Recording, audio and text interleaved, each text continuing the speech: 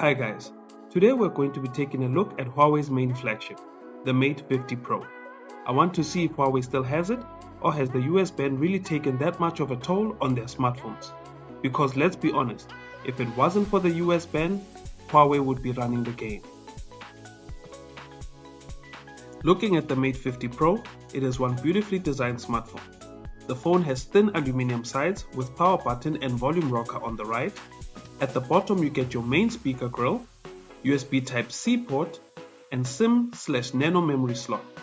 At the top you have a microphone and interestingly an IR blaster, not forgetting the stereo in-ear speaker. The rear of the phone is glass and you have a circular camera bump. I know it looks like 4 cameras, but this is actually a triple camera setup.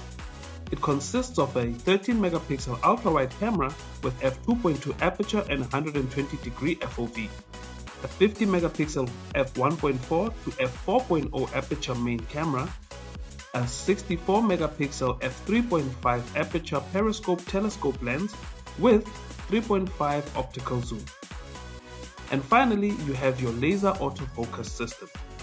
The Mate 50 Pro comes with a respectable 4700 mAh battery which supports 66 watts of charging, and Huawei actually includes the charger in the box, 50 watts of wireless charging and 5 watts of reverse charging. The phone comes in 3 colors: the vegan leather, which is orange, black with some gold accents, and this one that I'm reviewing, which is silver. Overall, the design is great, with a curved back and curved glass in the front. Speaking of the front, you have a 13 megapixel f2.2 aperture ultra-wide selfie camera with a 3D ToF system for face recognition. I know Huawei has announced its Kunlun glass, which is Huawei's premier glass for its screens. After some extensive reading, Huawei seems to have only implemented it on their orange vegan leather variant. As stated on their website, the black and silver models get normal glass. Now that that's out the way, the screen is a 6.74-inch OLED panel which supports 120Hz refresh rate and HDR10+, 2616 by 1212 resolution at 428 ppi and a max brightness of 950 nits. It's surprising that Huawei brought back the notch because the Mate 40 Pro had the pill-shaped cutout. Nonetheless, the screen is an improvement over its predecessor. In the screen settings, you get your usual dark mode settings. I know Huawei was trying to give people some form of control, but I don't like the extra strap. It's either you want dark mode or not. I don't see many people scheduling it. You can control text from font to size.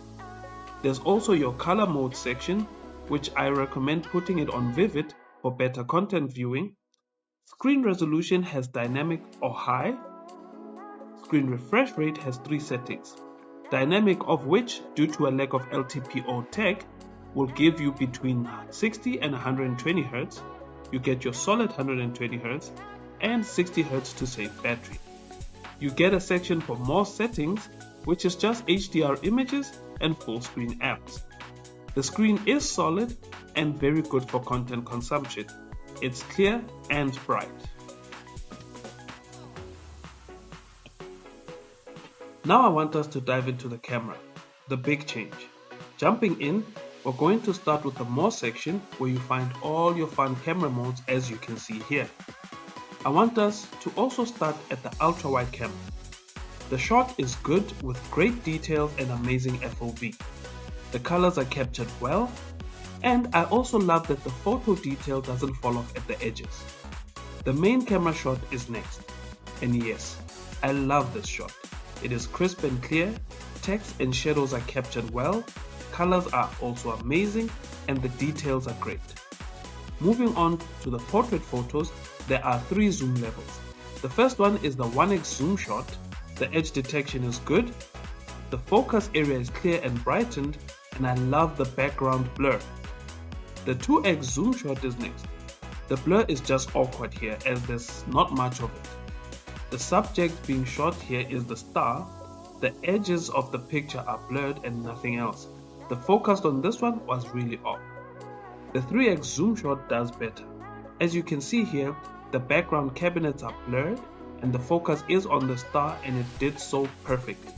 The edge detection is immaculate. The blur is just perfect. I just love this shot.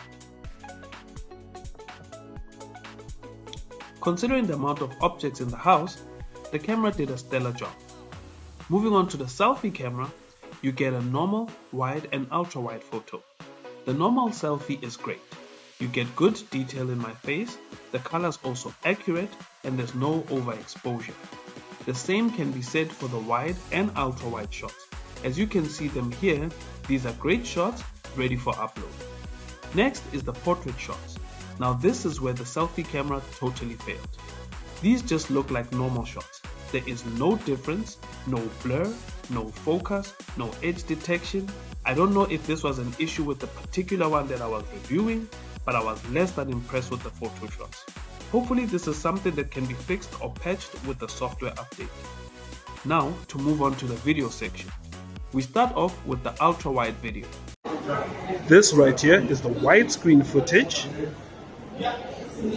As you can see here, the picture is quite crisp and clear. And even with the background noise, it captures my voice perfectly. Next is the main camera video. This is the rear camera footage at 4K 60 FPS on the Mate 50 Pro. As you can see, it is crisp, clear, and the audio, well, you'll let me know how it is in the comments.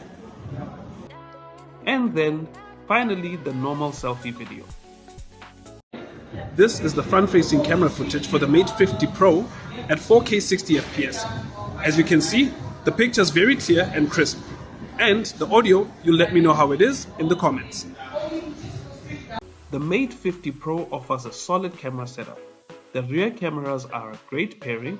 They will give you great shots, and I love the active aperture on the main sensor, allowing for more creativity and a variety in photos.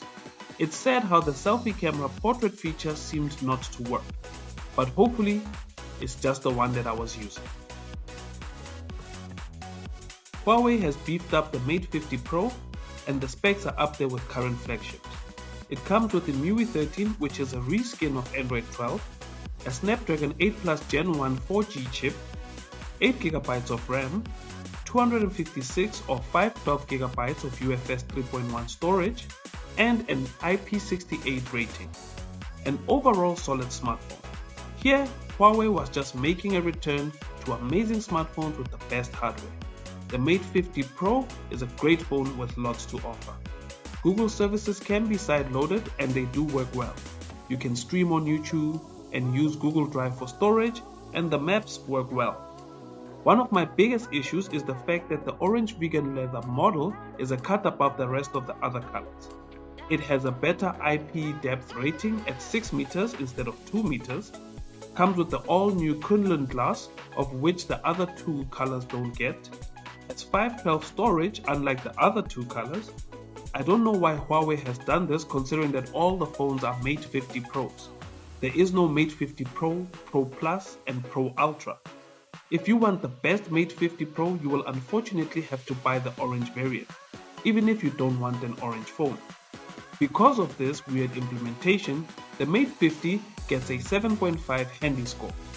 It's still a great phone, but to have one color be better than all of them makes no sense to me. The Mate 50 Pro without the US band would be the flagship king.